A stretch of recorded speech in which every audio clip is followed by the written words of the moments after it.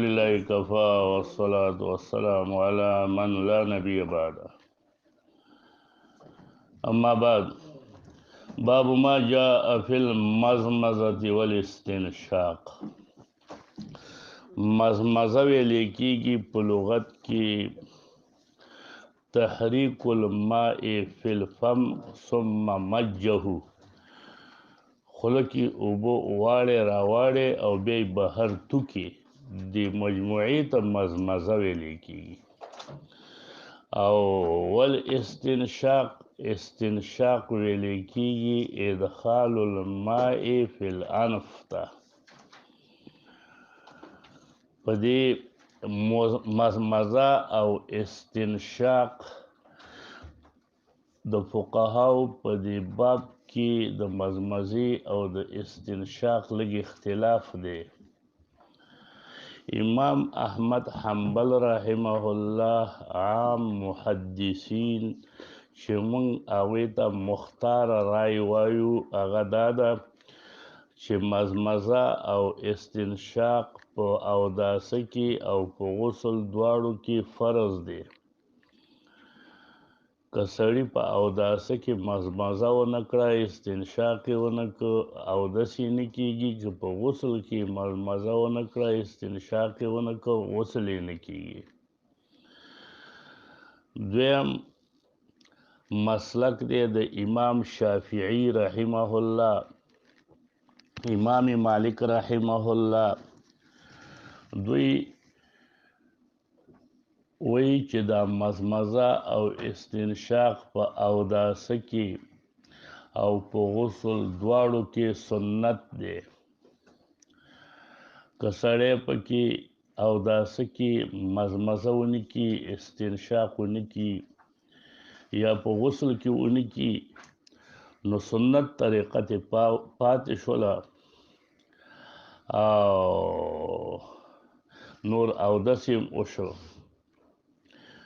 دریم زمونږ رای ده، زمونږ د فقه حنفي، هغوی قائل دی په فصل باندې چې په اوداسه کې مزمزه او استنشاق سنت دي، خو په غسل کې مزمزه او استنشاق فرض دي. که تاسې د فقه حنفي غسل وکته طریقه چې بیانوي، نو وایي پوزه به وینځي، خوله به وینځي او ټول ځان به وینځي. دا درې شیان پکې فرض دي. نو د پوزې انځل، د خولې انځل، دا په غسل کې د دوی فصل کوي. په سنت کې دا نه دي او په غسل کې دا فرض دي. دا د فقهاو مذهبونه دي په دې باب کې. اوس ته په خپله د دې باب روایاتو ته چې وګورې، نو تا ته به راجح پکې معلوم شي. حدثنا قتيبة بن سعيد قال حدثنا حماد بن زيد بن درهم وجرير چې دی د جرير بن عبد الحميد دا ثقه راوي دی او دا د رجالو د کتب الستونه دی. عن منصور ابن معتمر دام ثقه دی او د رجالو د امهات الستونه دی. عن هلال ابن یساف، په بعضو کې د یساف په ځای حمزه مکسور هم راغلی ده، هلال ابن ایساف. نو دا یو دی ایساف متویلی شوی دی، یساف او په کسره د یا سره هم راغلی دی. عن سلمة بن قیس، دا صحابي دی سلمة ابن قیس. قال رسول الله صلى الله عليه وسلم اذا توضأت فانتصر.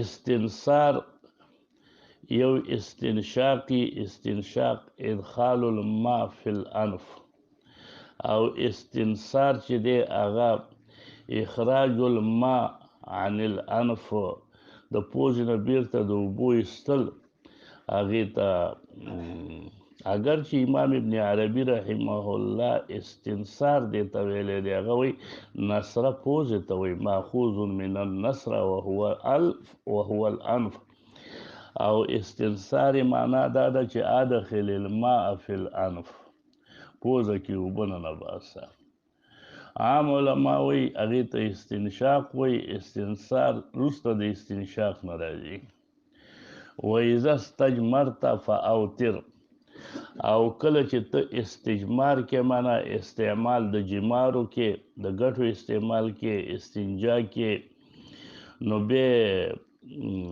اوتر ایثار کوه د دې حدیث مقصد خو موږ د استجمار کې ایثار کول ویلو چې زمونږ په نسبت باندې دا ایثار ما فوق الثلاث کې مستحب دی ځکه په بعضې روایاتو کې چې مخکې موږ وویله چې په هغې کې دا راغلي و چې من فعل فقد احسن ومن لا فلا حرج همدې روایت د استجمار تفاوتر کې نو موږ وایو چې دا د دریو کاڼو د استعمال نه وروسته دا مسله د ایثار که چا وکړه ښه ده ډېره ښه ده که ویې نه کړه هم خیر دی خو د دریو کاڼو استعمال فرض و هغه موږ په خپل موقع کې ویلي وو اوس په دې روایت کې امر راغلی دی د انتصار د پوزې نه د اوبو ایستل هله راځي چې مخکې دې پکې نه ایستي نو معنا انزل د پوزې راغلی دي په دې روایت کې او امر پرې راغلی دی او امر د پاره د وجوبي امام احمد حنبل رحمه الله وی دا واجب دی پاتې شو مزمزه چې دی باب تړلی دی حدیث کې ذکر د مزمزه کم حدیث چې ذکر کړی دی په هغه حدیث کې ذکر د مزمزې نشته نو د هغې جواب دا دی چې امام ترمذي رحمه الله په باب کې مزمزه ذکر کړې ده او دا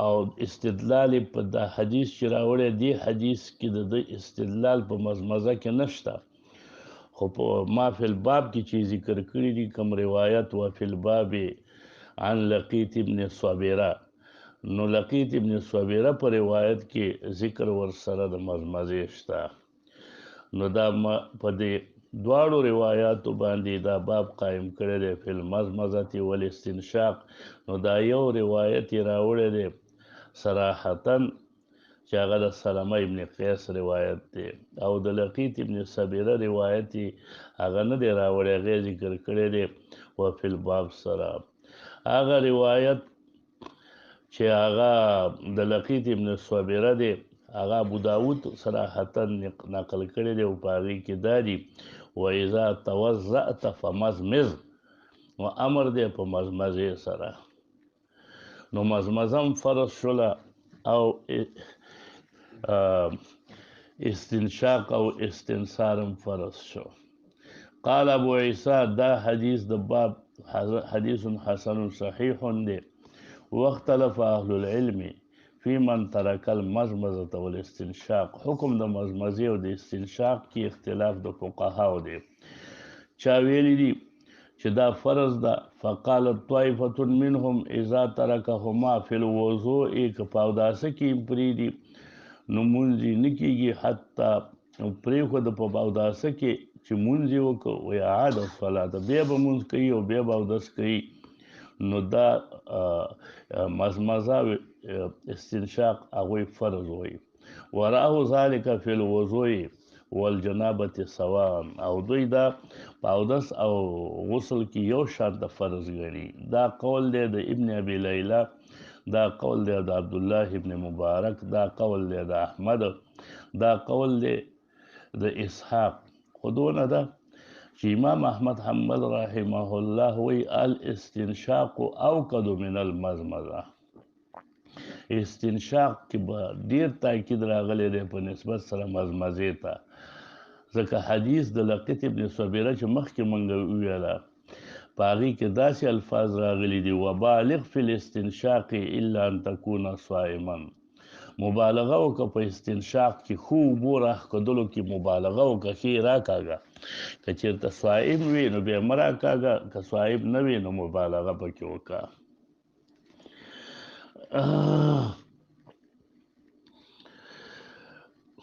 دا مسلک د احنف د امام احمد حنبل رحمه الله دی، او دا منګه یادو چې قولهم مور راجح، قول د دوی راجح دی. یو خدا دی چې په دې دواړو مزمزې باندې او په استنشاق باندې امر راغلی دی، او اصل په امر کې وجوب وي سره د ثبوت د مواظبت د رسول الله صلی الله علیه وسلم نه عملا. رسول الله صلی الله علیه وسلم په عملا مواظبت کړی دی. نو دا دواړه دلایل د وجوب او د فرضیت دي. قال ابو عیسی وقالت طائفة من اهل العلم يعيد في الجنابة ولا يعيد في الوضوء. یوه ډله د اهل علمو چې هغه مونږ ورته فقهای احناف وایو، امام ترمیزي ویلي دي، بعضې اهل الکوفه، سفیان ثوري، د هغوی دا رای ده که سړي استنشاق او مزمزه پرېښودله په غسل کې نو هغه به بیا غسل کوي، خو ولا یعید فی الوضوء، که اوداسه کې یې پرېښودله نو بیا به د سر اودس نه کوي، لمونځ یې پرې وکړ شوی دی. دا قول دی د سفیان ثوري او د بعضې اهل کوفه، او مستدل د دوی دپاره دا دی چې اذا کنتم جنبا فطهروا، وی مبالغې سره ویلی شوی دی چې جنوبان وی نو ځان ښه پاکوي. نو چې جنوب وي ځان ښه پاکوالی په دې سره راغی چې دا پوز او دا پکې ضروري شي، او په اوداسه کې وی دونه نشته. نو دې ته عقلي دلایل وی جنوب وي ځان ښه پاک کا، معنا جنابت کې هر ځای ته اوبه رسول څه دي؟ فرض دي. نو دغسې خو اوداسه کې ویلي و چې ویلون للاعقاب من النار، چې د اوداسه هر یو رکن ته، د اوداسه هر یو عضو ته اوبه رسول ضروري دي. هلته موږ ویلي وو یا به داسې اوبه وایو ویل للعقاب من النار کې. وقالت طائفة، او یوې ډلې ویلي دي چې لا یعید فی الوضوء ولا فی الجنابه، سنت طریقه ده، نه به اعاده په وضو کې کوي نه به په جنابت کې کوي، لأنهما سنة من النبي صلى الله عليه وسلم فلا تجب الإعادة على من تركهما في الوضوء ولا في الجنابة. دا قول د مالک دی، دا قول د شافعي دی. باب ما جاء في المزمزة والاستنشاق من كف واحد. یو کف، دا طریقې فقهاو په مختلفو طریقو سره دا مزمزه او استنشاق ذکر کړی دی. مختلفې طریقې دا دي چې یو ځل اوبه راواخلې، 3 کرته یې خوله ته واچوې، 3 کرته یې پوزې ته واچوې، هم د دې یو کف نه. داسې هم کېدلی شي چې یو کف کې راواخلې، خولې ته یې واچوې، بیا بل 3 کرته، بیا بل کف کې 3 کرته پوزې ته واچوې. داسې هم کېدی شي چې یو ځلې راواخلې، یو ځلې خولې ته هم واچوې، پوزې ته هم واچوې، او بیا راواخلې، 3 کرته یې راواخلې، مزمزه هم پرې وکړي، استنشاق هم پرې وکړي علی طریقة الوصل. او دا هم کېدلی شي چې هم دا خولې ته هم واچوې 3 کرته، پوزې ته بیا بېلې 3 کرته واچوې علی طریقة الفصل. نو مختلفې طریقې دي، خو په دې کې 2 طریقې چې دي هغه مهمې دي، او 2 طریقو باندې عمل کړی دی عامو فقهاو. یو طریقه راجحه او اولا ده چې هغه اولا ده د عامو محدثینو په نسب باندې او په هغه باب کې احادیث کثیر راغلي دي، او احادیث په دې باب کې سندن صحیح او قوي دي. هغې ته ویلی کېږي 3 کرته انزل په طریقې د وصل سره، چې اوبه راواخلې، خولې ته هم واچوې او بیا پوزې ته واچوې په همدغه یو وقف. نو یو کرت انزل شو، بیا 2م کرت راواخلې، خولې ته هم واچوې، پوزې ته هم واچوې، 2م کرت شو، 3م کرت یې راواخلې، خولې ته هم واچوې، پوزې ته هم واچوې. 3 مرات بطریقة الوصل. یوه طریقه دا ده چې دا اولا طریقه ده. 2مه طریقه چې هغې ته هم بعضې علماو ذهاب کړی دی، لکه امام شافعي رحمه الله، چې طریقه د فصل هغې ته وایي. دغه زمونږ احناف هم دې ته غوره وایي. هغه دا ده چې اوبه راواخلي، یو ځل خوله کې واچې، مزمزه وکړي، بیا خولې نه وغورځي، مج وکړي، بیا اوبه راواخلي، بیا خولې ته واچې، مزمزه وکړي، بیا اوبه راواخلي، بیا خوله ته واچې. نو 3 کرته خوله وینځه او بیا وروسته 3 کرته پوزه وینځه. نو دا 3 کرته د وینځل 3 مرات علی طریقة الفصل. نو دا دواړه طریقې په دې باب کې راغلي دي. اوس وګوره، حدثنا یحیی بن موسی، یحیی ابن موسی دا امام بخاری د دنه روایت را نقل کړي دي، ابو داود تی را نقل کړي دي، نسائی تی را نقل کړي دي، او دا 240 کې وفات شوی دی. حدثنا ابراهیم ابن موسی، دام د بخاری شیخ دی، د مسلم شیخ دی، 220 کې وفات شوی دی. حدثنا خالد ابن عبد الله، خالد ابن عبد الله دا ډیر عابد انسانو، ثقه دی اتفاقا. د په باره کې راځي چې د ځان د خپل ځان د خپل مزدوري وکړه، تجارت یې وکړه، ډېر سپین زر پیدا کړل، سره زر پیدا کړل، بیا یې خپل ځان د سپینو زرو سره وتله او هغې د الله په لاره کې صدقه کړل. نو ویل به اشتریت نفسي من الله عز وجل، ما د الله نه خپل ځان واغسته په روپو. نو ځان مې ورسره وتله او هغه مې د الله په لاره کې ورکړل. ډېر عابد و. عن عمرو بن یحیی، عمرو بن یحیی دا ثقه دی، امام ابو حاتم نسائی دی ټول ورته ثقه ویلی دی. عن ابیه، پلار چې دی هغه یحیی بن عماره دی، دام ثقه دی اتفاقا. عن عبد الله بن زید، دا یو عبد الله بن زید بن عاصم بن کعب دی. دا زید عبد الله بن زید بن عاصم دی، دا هغه صحابي نه دی چې کوم عبد الله بن زید بن عبد ربه و، هغه خزرجي صحابي و. هغه او دا چې دی دا هغه عبد الله نه دی.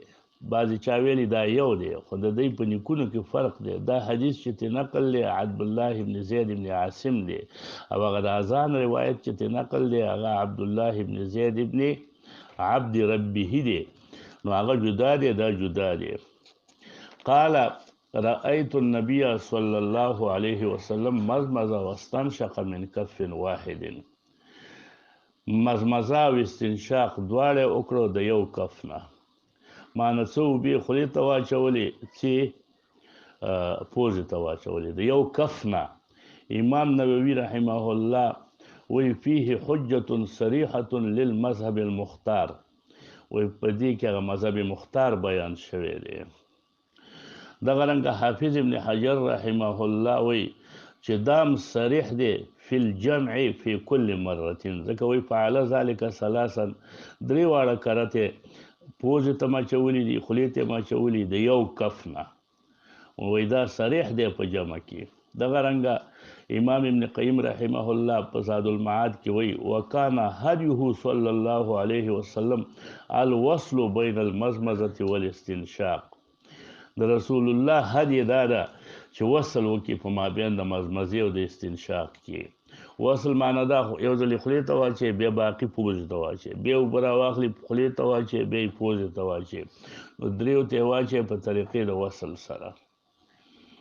قال ابو عیسی وفي الباب عن عبد الله بن عباس، په دې باب کې د عبد الله بن عباس نم دقسې روایت دی، هغه امام بخاری نقل کړی دی. په هغې کې داسې دي چې فغرف غرفة فتمزمز واستنشق، یو ځلې بوټی راواغسته، هغې باندې مزمزه م وکړله، استنشاق یې م وکړه. نو دا ټول دا روایتونه دا مستدل دي، د هغه کسانو خپل ځان ته ګوره، د هغه کسانو مستدل دي چې څوک په دې قائل دي، لکه د عام محدثین، او دې ته ماته ویل چې دا مذهب مختار دی، لکه څنګه چې امام نووي وایي چې ته دا 3 کرته وینځې پوزه او خوله، خو د هر یو کرت د کف او پوزه د یو دا پوزه او خوله د یو کف نه اوبه واخلي ولا او درې کرته دا عمل وکړي دې ته طریقه د وصل ویلې کېږي د امام ترمذي